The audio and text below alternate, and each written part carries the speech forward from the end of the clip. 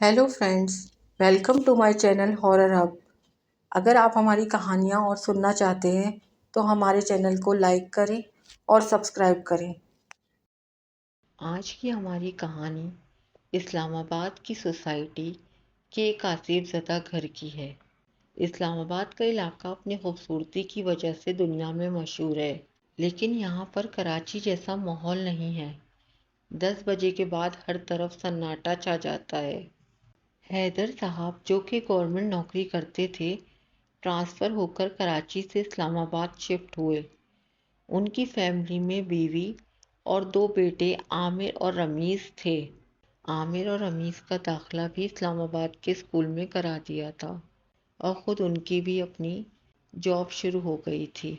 उन लोगों के घर के आगे एक पार्क था और उस पार्क से आगे बहुत सी गलियां थीं जिधर मुख्तलिफ घर बने हुए थे।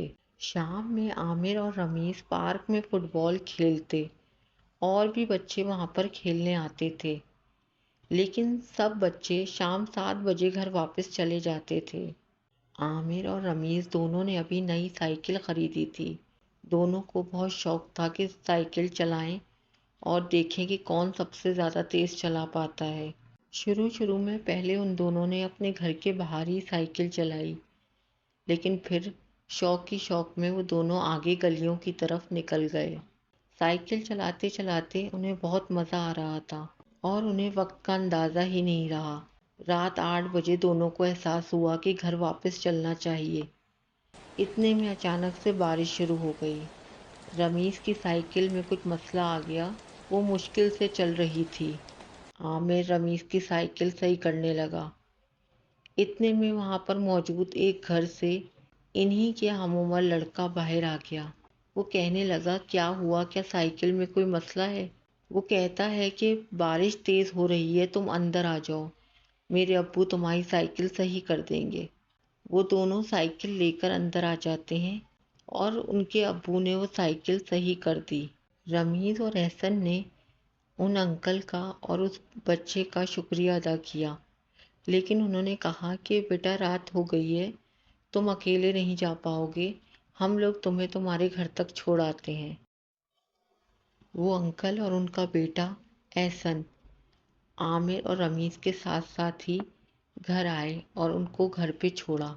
रास्ते में चलते चलते ही एहसन, आमिर और रमीज़ की बहुत अच्छी दोस्ती हो गई थी। एहसन ने आमिर से कहा कि मैं इस पार्क में कल आऊँगा, हम लोग मिलकर खेलेंगे। अगले ही दिन जब आमिर और रमीज़ बाहर खेल रहे थे तो वहाँ पर एहसन भी आ गया और तीनों साथ मिलकर खेलने लगे। एक दिन पार्क में कोई दूसरे इलाके के बच्चे आ गए। उन बच्चों की आमिर से लड़ाई हो गई। वो आमिर को मार रहे थे। इतने में एहसन भी वहाँ आ गया। एहसन के आने के बाद अचानक से उन बच्चों को न जाने क्या हुआ, उनकी तबीयत ख़राब होने लगी। किसी के पेट में दर्द होने लगा तो कोई कहने लगा कि मुझे सर दर्द और चक्कर आ रहे हैं, और वो वहाँ से चले गए। आमिर और रमीज़ खुश हो गए कि चलो, उन लड़कों से हमारी जान छूट गई। उसके कुछ दिनों बाद की बात है। एक दिन एहसन कहता है, आमिर और रमीज़, कल मेरी सालगिरह है, तुम दोनों आ जाना, मेरी अम्मी बहुत अच्छा खाना पकाती हैं। रमीज़ और एहसन ने दावत कबूल कर ली। एहसन ने कहा कि शाम 7 बजे के बाद आना, क्योंकि रात का खाना है।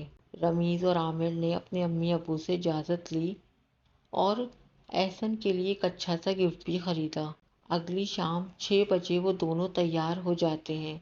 आमिर और रमीज़ तय करते हैं कि क्यों ना वक्त से पहले जाया जाए, ताकि हम वहाँ पर कुछ खेल भी सकें, वरना तो सिर्फ खाना खाकर और वापस आ जाएंगे। ये सोचकर वो दोनों 6 बजे एहसन के घर पहुँच जाते हैं।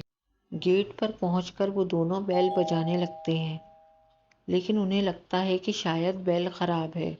अब उन दोनों ने दरवाज़ा बजाना शुरू किया।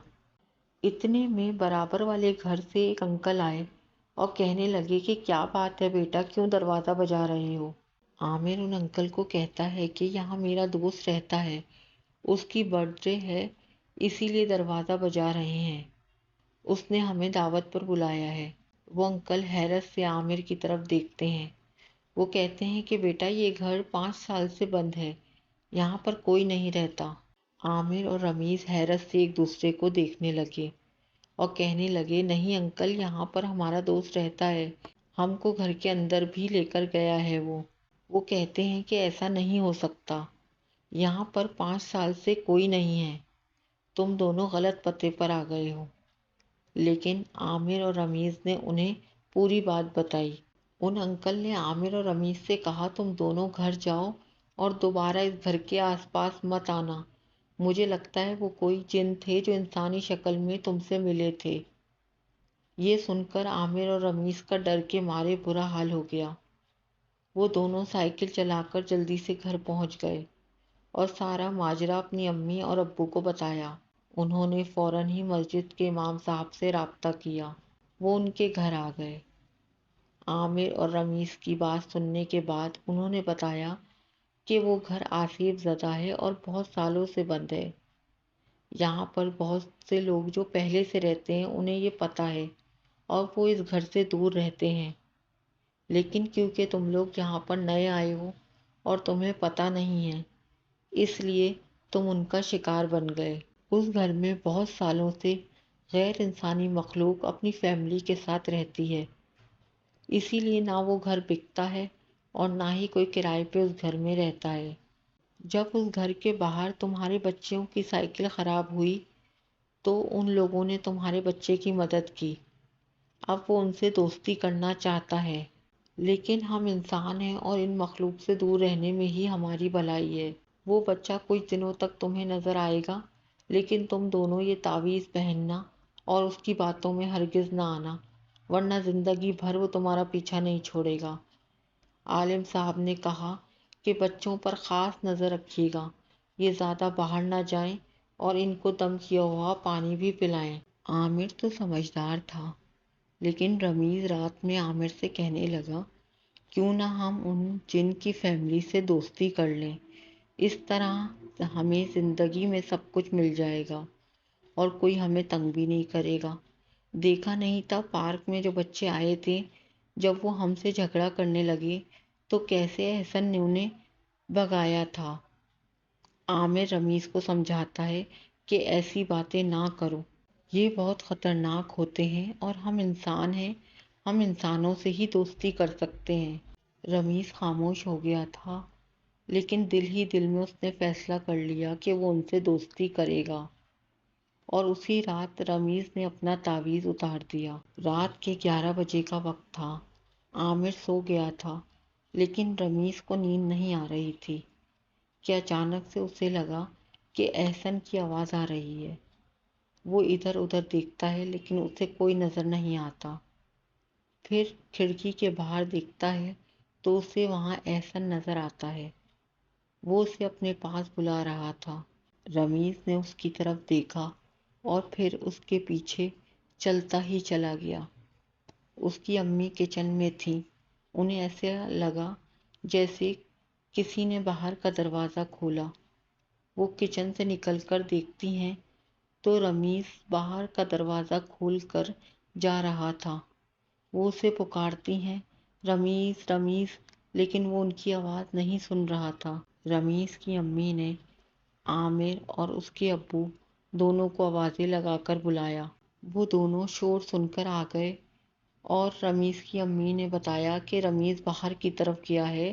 عامر اور عامر کے ابو دونوں ہی رمیز کو ڈھونڈنے کے لیے باہر چلے جاتے ہیں۔ عامر اپنے ابو سے کہتا ہے کہ رمیز یقیناً اسی گھر میں گیا ہوگا، ہمیں وہیں چل کر دیکھنا چاہیے۔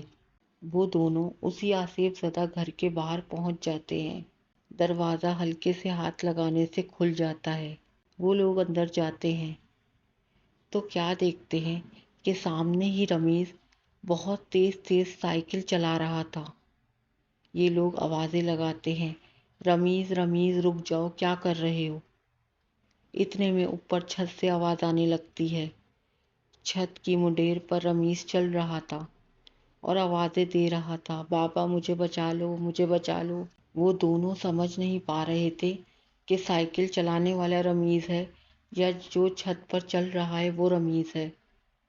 اتنے میں عامر اور اس کے ابو دونوں نے تلاوت کرنا شروع کی تو کیا دیکھتے ہیں کہ جو چھت پر تھا اور جو سائیکل چلا رہا تھا دونوں غائب ہو گئے۔